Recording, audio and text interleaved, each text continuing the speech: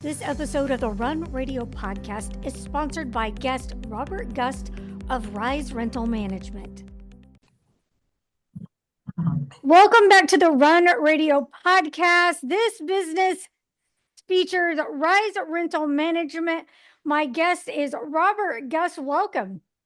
Thank you. I appreciate it. Thanks for the opportunity.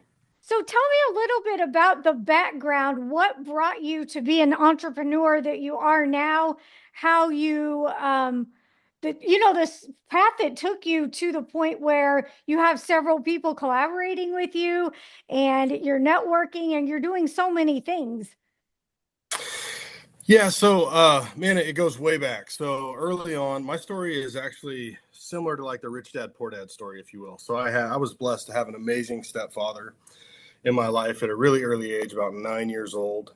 And, in contrast to like my biological father, who unfortunately just wasn't there, picked an alternative lifestyle and, that sort of thing. So I had that as a contrast to kind of see. And it was about 1995, my stepdad started his own business. Before that, he was a framer making about $8 an hour, And so I watched him start this business, and within a year, he was just so proud of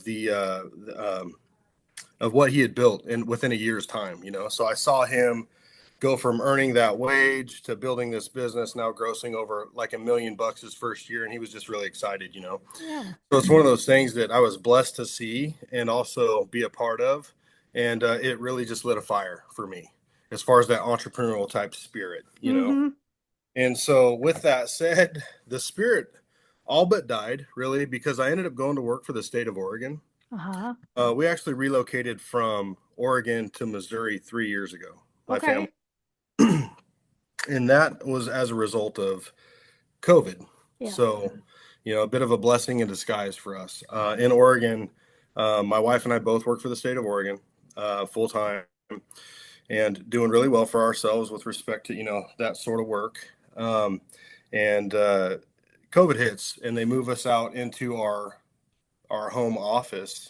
And, the kids are actually learning in home with us as we're trying to do our jobs. And it was just one of those things that went on for about 2 years. And by the time, it lasted a little bit longer than that. But anyways, you know how COVID was. And in Oregon, it was one of those things that was interesting because out here in Missouri, it didn't affect the people like it did in Oregon, right? As far as like how tight they locked everything down, the mask mandate, not going anywhere, the no socializing, the social distancing, all the things. And so 2 years of that in our home, just miserable, if you will. And so I was talking to a buddy of mine who had moved out here to southern Missouri, Nigel Geisinger. He moved out and was doing pretty well for himself, was not flipping, but doing using the Burr method to buy, rehab, rent, refinance, repeat method, if you will. And he was buying up Jonesboro, parts of Oklahoma City, Birmingham, Tennessee, Kentucky. So he was all over.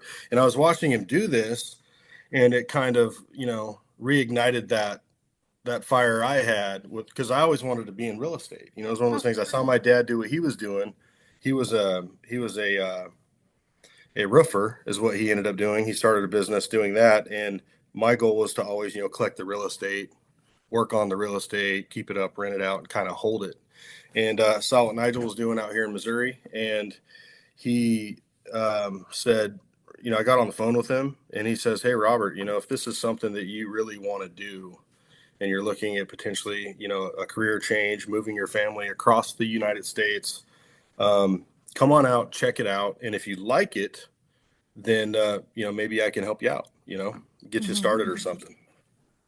So my wife and I go back to Oregon my wife and I have a discussion about the phone call, and she's already on board with moving because she's pretty sick of the political environment in Oregon. And so, and we were knee deep in it working for the state of Oregon too. It was an interesting place to work during those times, but we decided we're going to fly out to Missouri. We spent 3 days in Missouri, and down on Table Rock Lake. This was November, and this was would have been November of 2021. And so we come out, we decide, hey, we can make this place home, and we can maybe start this investment business, or this real estate investment business that I've been planning on starting all these years, but kept putting off. So we decide, yeah, it's a beautiful place, rolling hills, green trees, and we kind of fell in love with the warmth out here and all the sunshine, and we came went back home, put a plan together, and just a few months later, we were here in Missouri, and we were able to actually, through COVID, they threatened to basically fire us over the vaccine. So it was like, okay, you guys are going to get these vaccines, or else you could potentially lose your job over it. And so we had that discussion with our supervisors, both of us, and we said, okay, well, that's never been a requirement ever in the 18 years that I've been here, and it's not something we're going to do. So what we're going to do is you're going to have to give us those religious exemptions. They gave us those. We filled them out. Once those were approved, we actually requested to move our jobs from the state of Oregon out here to Missouri and relocate, and they allow that to happen. So it was like I said, COVID was a blessing in disguise for us. It allowed me to get out here, as miserable as it was, allowed us to get out here, get started in real estate.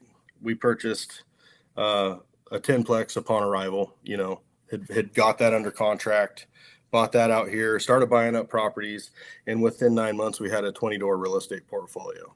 And I walked away from my state job. So, long story short, there's a lot of ups and downs, I guess, in between the time that we landed and the finishing of that 20th door, if you will, in Missouri. We didn't know anybody out here. It was a struggle, obviously. There was a lot of contractors that were kind of fly-by-night contractors that would come and take your money and not finish the job, or do shoddy work. So it was a challenge, but we got through it, got that done. And then, ultimately we ended up joining a mastermind called Limitless Society. Okay. And Limitless Society was I don't know if you're familiar with Keaton Hoskins from the Diesel Brothers. Mm-mm. Anyways, he was on Discovery Channel for a number of years, and he decided to start a mastermind that he coined, Limitless Society. So I jump in Limitless Society. I'm new in business. I'm new in real estate. Really have no idea what I'm doing, but I'm doing the best I can because of the situation, that we were put in Oregon. With somebody hanging my job over my head, saying, "Hey, if you don't do this thing, then you could lose that income." And I didn't like the sound of that. And so anyway, we're out here doing our thing. I get involved with Limitless Society and kind of travel all over the place. And I'm mentored by this guy. And, long story short, he's not a real estate investor. So that didn't end all that well. But what it did do was teach me a lot of valuable lessons. And so, just kind of grinding through it without really any support system, if you will, out here, and making it happen is what we did. So a little over 3 years, and what we've done is we've built a $5 million real estate portfolio, and we've taken it all under our own management Mm-hmm. uh, as a result of, challenges that we've had in the past with other property managers and things of that nature. So. What's it been like to see it grow when you didn't feel like you had that support? Where did you had to probably go somewhere to get some kind of support, because it's tough being an entrepreneur without any help. Oh man, it was one of the most challenging, things that I've ever done, to be completely honest with you, because not only are we here, I'm a new entrepreneur, I'm just getting started. Um, I have a very limited knowledge, of real estate investments. I had a Mm-hmm. property in Oregon that was a rental, but it was my first home that I had purchased. Oh, And so okay. we turned that into a rental. And then also what we did while we lived in Oregon, just to kind of prepare us for where we were at. Obviously, we had good jobs; they paid really well, and we tend to sacrifice a lot of the things, material things that most people would go out and buy. and we would purchase more home than we could afford. And Okay. we would do a house hacking method where you live in it 2 years, you sell it, and then you take that gain tax free, that capital gain, if you've been there for more than 2 years. So we did that 3 times, and that's what helped kind of fund us, coming out here. But as far as doing that on my own, it was really just leaning on my wife, because she was really the only support system I had out here. And it was just digging deep. And really the reason why is because we didn't have any other options. I had literally walked away from a career which I thought I was going to retire from, Mhm. um, and obviously the retirement, the medical, the dental, the PERS, all the things. And so I did. My back was against the wall, and I really just didn't have an option. And so whatever it took to get the job done, we ended up in situations where we had challenges with contractors, had to fire them, find somebody else to come in, figure that out financially, and all the things that go with it. But really, it's just the commitment to go and actually accomplish the goal that you're out to accomplish. And a lot of people will give up. I didn't have any option, so Yeah. it was one of those things where I just went all in. So explain the difference between Rise Rental and then Hollis. Oh, so Hugloss Homes. So Hugloss. so let me talk about the name of the Hugloss. It's an interesting name Yeah. because it actually the name is a nickname of my wife's late uncle. Okay. So his name was Douglas. She had a nickname for him. She called him Hugloss. Ah, The first property that we bought was on Douglas in, here in Springfield, and so she wanted to name the LLC Hugloss. So that's Hugloss. So now Hugloss is the property holdings company, okay. and then I also, so what we do is we actually we acquire the properties. Hugloss is the owner of that property, and then we have subs that we bring in. We rehab them ourselves with our subs, and then we go and once it's finished, we have it appraised. Obviously, we get renters in it, have it appraised. They look at the monetary value as far as what's it bringing in on a monthly basis, what are the expenses, and basically what we do is we buy, we rehab, we rent it, we refinance it, and we keep it on the Hugloss side. Okay. Now once it's finished with the rehab portion, so it's ready to go, rent ready. Now we pass it off to Rise Rental Management. Ah, Here you go, the management side. Now we start listing and taking photo, getting it clean, getting it listed, the photos, all the things, and start taking applications on them. okay. And so I'm learning a lot about Rise Rental, just rental properties in general. Yeah. First of all, the first thing that comes to my mind is either it's storage or it's duplexes, but it's so much more than that. Can you kind of explain what it's like for all the stuff that you really do? Yeah, so I mean, I started with not much. So it was just the idea that like, hey, the wonderful thing about where we live is you can start at any age. I'll be 44 on November 1st. I've been doing this for 3 years. We've acquired $5 million in real estate. There's a good monthly income coming in off those, and honestly, it's interesting to see how that's happened in such little time because here we are.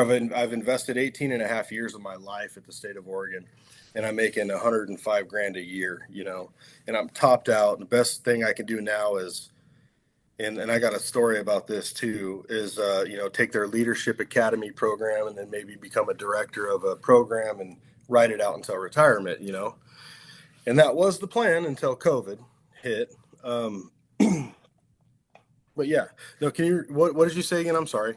Just there's so many things involved. It's not just when you think rental, some people's mind might go storage units. Other Yes. people might Okay. think, oh, it's duplexes or an apartment, but it's a lot more than just one thing. It is really. I mean, it's really what it boils down to is taking a piece of property, whether it be a vacant lot, a commercial building, a strip mall, a duplex on up to 300 units, and then adding value to that property, right? And when you do that, obviously, then you go back to the bank and you get an appraisal on that property. And the cool thing about what we do, and we have a little bit of all of it. So I have duplex. I have a single family house that's converted to a duplex on up to a 23 unit apartment complex. And then I also have a 96 unit storage facility. that we bought on an owner carried contract that we're still rehabbing right now. So yeah, I mean it's really just like, okay, what deals are available? Let's underwrite those deals. What does that look like on paper? We'll run numbers a few different ways and determine if there's any money in it. We need to maximize. So we add value, maximize the income potential, and then go back to the bank. And then when you pull anything over what you put into it out in a loan, again, that's an income that's not taxable because it's loan based. Mhm. See, so that's our method. That's our madness. And really, we're such a young company. Our experience is pretty limited, but for the most part, we're going to the cheapest thing we can find. On average, I'm buying properties at about 30,000 bucks a door, and then we go in there and we rehab them. What makes Rise Rental different than any other property management company? Well, I would just say that as an investor, that's one of the pain points I think in owning properties is having somebody else or a third party manage your properties. And so what I bring to the table is essentially that experience that I've hired these property managers. I know what it's like. I see the income, I see the expense, and I just know that there's a lot of room for improvement. So it's Rise is essentially by investors for investors, if you will. So we're going to do our best to save you as much money as we can while taking care of the tenant. And that's really what sets us apart, I think. And we do what we say. We if you're gonna pay us to go out and do maintenance, Hmm. we'll send out Hoogloss, my subs. Those guys do the work. I check it myself. I make sure it gets done. You're not going to find that at a lot of these places. There's no quality assurance. They'll say they did something but didn't really do it. You'll get charged for it, that sort of thing. And pretty soon you don't have any. They're spending that income that you would normally get to put in the bank. Let's talk about tenants. I know that tenants can be wonderful and they can also be a thorn in your side for sure. Yeah, But when you give all you can give to a tenant and you make their life something they didn't know it could be, I'm sure that is just magical for you. You feel like you know what you're doing, you're put in the right place, right time. What is it like to build the best experience for tenants? yeah. I mean, it's pretty amazing feeling because we spend a lot of money, we put a lot of time, energy, and effort into it, and I'm not one of those guys that if there's something wrong, I'm fixing it kind of thing. I mean, and it also boils down to appreciation. If you're looking if your asset's in terrible condition, it just doesn't appreciate like it should. That, and also if somebody's paying you to rent one of your units or a house, if it's not livable, honestly, you should be ashamed of yourself. And that's the way I see it. And I think Tish I Davis. do. So Tish works for me. She runs Rise Rental Management, and she is really what makes Rise Rental Management pretty amazing. So we actually have a really good relationship with all the tenants, which is really cool. And then when the bad ones happen, we take care of them immediately. We don't allow that stuff to continue. The drugs and the riffraff and the things like that. So we take care of it immediately. But most of my tenants, they love me because I'm on the job site just about every day.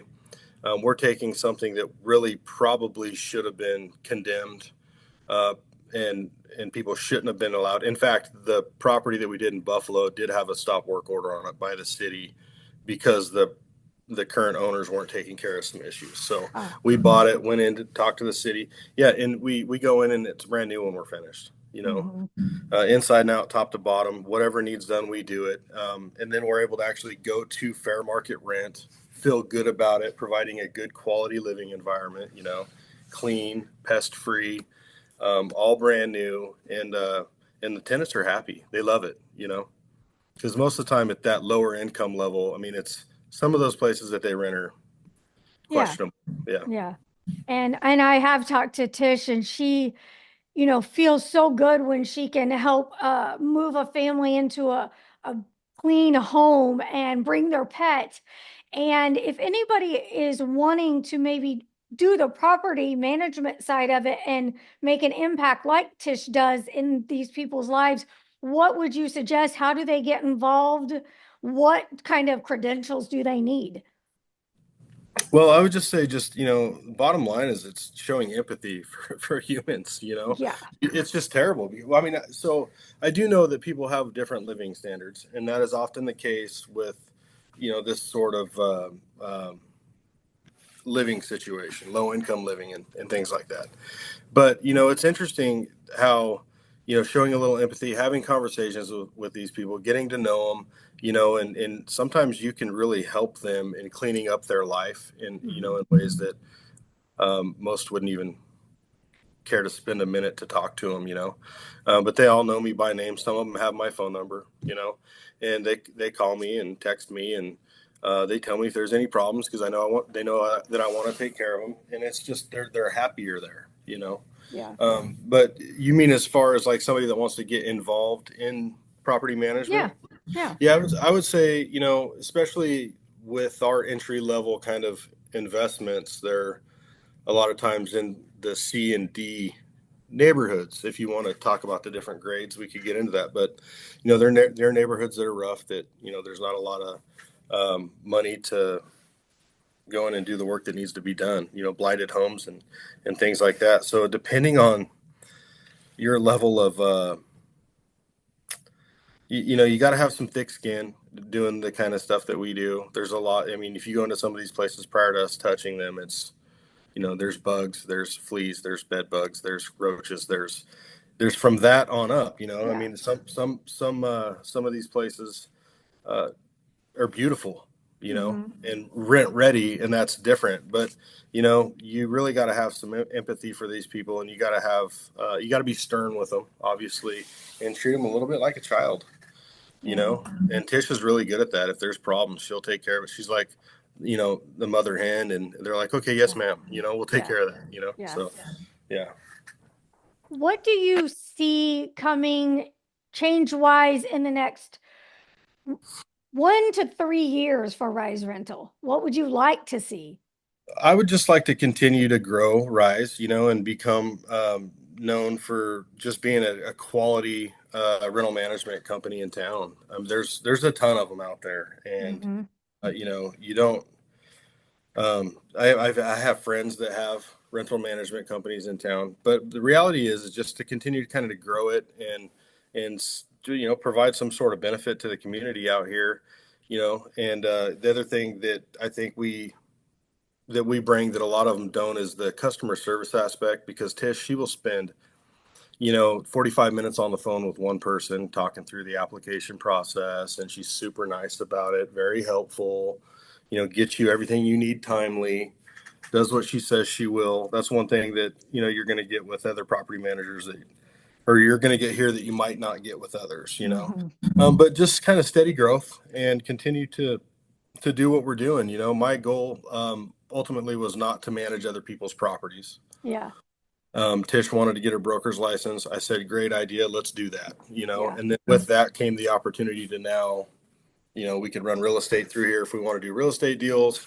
We got the broker's license, so we are a brokerage, and bring other clients in to manage their properties. But really, my goal is focused on Hoogloss and building that portfolio. Um, you know, in the end, I'd like to have somewhere around 1,500 doors, and then I think maybe I could breathe a little. But that's the goal, and that's a long way off. Yeah. I think we started out with the one rental in Oregon, and now we have 50 doors and then the 96 storage units, and it's proven to be a challenge. There's a lot of work associated with real estate and the maintenance and all the things that go with it, but we do have a good quality team, and we don't plan on slowing down anytime soon. So What is one of your biggest daily challenges? biggest daily challenge is always going to be people, People? communication, the people that work for you. That's going to be the biggest challenge. That's what I've found, is just being able to get everybody on the same page, under trying to get everybody. I'm in a position where I'm building something new. Yeah. I'm not all that experienced at being a boss or a leader, or Hmm. running companies, but here I am running two companies. We've got multiple employees. We've got Rise, we've got Hoogloss. So, in myself, also one of my biggest challenges every day because I'm learning, new stuff every single day, it seems like. So it's a challenge, the learning aspect. And yeah.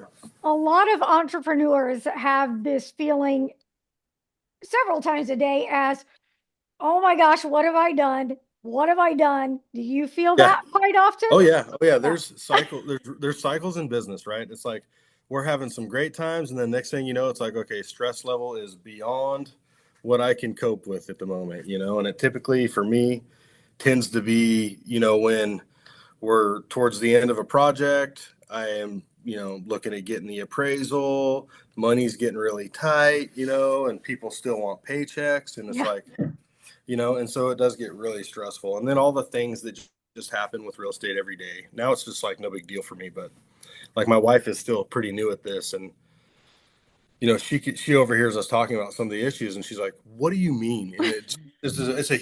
huge deal for her. Like, no, no, it's okay. This happens all the time. Yeah. Yeah. How do Don't you worry deal about with the bed. that? I know Uh, some people are able to, take a walk, go do some exercise, or they meditate, or what's your method for managing that chaos? well, I did back in April, started going to the gym, and it Yeah. has been huge. I mean, it's really helped me with the stress levels and stuff like that. But I am physically exhausted first Yeah. thing in the morning. It feels like, Yeah. so I'm not getting any younger. That's not easy Yeah. to get up and go every day, but that has helped with the stress. Absolutely. Yeah. One of the biggest things with businesses, entrepreneurship is tenacity and resilience, and it seems like you're doing a pretty good job. Anything else we need to know about Rise Rental? Well, just keep on the lookout for us. If you're looking for a house or an apartment in Springfield, Missouri, we can get you lined out whether we have it or I send you to somebody else, one of our partners. Um, so if you're looking for something like that, also if you find any properties that might be available for sale, anything like a duplex or beyond, feel free to reach out to me. We often are cash buyers and can close deals within a couple weeks. And yeah, we just you know and if one of my biggest things is I like to be able to help people that want to go out and learn to be entrepreneurs or that have that drive or that ambition because it's just one of those things. Like, just for example, I moved my whole family out here. My kids were pretty young. My daughter just turned 16. My other daughter just turned 14, and I got a 20-year-old son that'll be 21 in December. And there, we move out here, and obviously it was a big shock, culture shock, and everything. But my daughter, she decides to apply for a job at Seven Brew, and they asked her, one of the questions was, who do you look up to and why? And Yeah. so her answer was me. She goes, "I said you, Dad," and I'm like, "Really, you did?" So it was one of those things like, okay, so these kids are watching me. So Yeah. that's probably the biggest That drive, feels good. factor to show that you could go basically at 30, or I'm sorry, 40 years old, 41 years old, go all in on your dreams, and don't take no for an answer. And if your kids see that happen, what does that do for them? And so it's been a huge blessing in my life. The way that doors have opened for us, it's been very faith driven. So it's been a blessing. And, God's open doors that have just, you know, I'm just in awe over it, to be honest, how everything has fallen in place. Also, I'm working on a book. I do have a copy of it. I'll share it with Yeah. you. It's called Gust of Win, what it takes to shatter limiting beliefs and embrace success in real estate. That's there. Oh, how long did that take you? I didn't know about the book. You have to come back and talk about the book. Yeah, so this is not a finished product yet. It is Okay. published, but do not buy it. Um, they have to publish it in order to get me a copy for the final edits, and that's where I'm Okay. at. So I'm in the Gotcha. final editing stage. Okay. But it's like I said, it's similar to the Rich Dad Poor Dad story, but it's my real life story. Okay. Um, and talks a little bit about what it takes to go out and build that dream. It basically any age. So that's what it's about. All right. When you get those edits done, you come back. We'll talk about it. Awesome. We'll talk about the writing process because I like talking. I'm guessing, did you independently publish? So no, I didn't. This is actually, so this book is a series of many, many interviews, and so Okay. it was It was written by a friend of mine, Mike Fallett, with Dream Starters Publishing, and Okay. so they have a service where they help you with the writing aspect of it, and you go through a series of hours of questioning, and so that's how we did it. Yeah. Okay. Well, I want to know more about it. Come back and talk about it. Yeah. Tell people where they can go to connect with you to talk about all the properties and leads that you mentioned just a minute ago. Yeah, absolutely. Robert Gust on Facebook, and it's at Robert C. Gust on Instagram. I do post everything we do. You can go there on Instagram and look at all of our projects, start to finish. And yeah, we really enjoy what we do. It's been a blessing, and I appreciate you allowing me to get on here and chat. No problem. Thanks. And come back. And All you right. can follow along too on all platforms. Link over from runradio.net. Thank you. Thank This episode of the Run Radio podcast is sponsored by guest Robert Gust of Rise Rental Management.